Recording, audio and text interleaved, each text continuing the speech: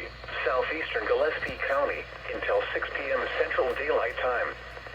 At 4:56 p.m. Central Daylight Time, a severe thunderstorm was located near Willow City, or 13 miles northeast of Fredericksburg, moving southeast at 20 miles per hour.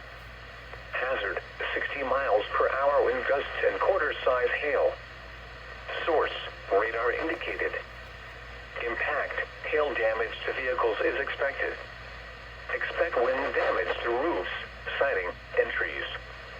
Locations impacted include Fredericksburg, Round Mountain, Johnson City, Stonewall, Blowout, Luckenock, King City, Sandy, Willow City, Rocky Hill, LBJ State Park, Rocky Creek, High, Cypress Mill, Blumenthal, Eckerd, Pedernales Falls State Park, Albert and LBJ National Historical Park. A tornado watch remains in effect until 6 p.m. Central Daylight Time for South Central Texas. For your protection, move to an interior room on the lowest floor of a building.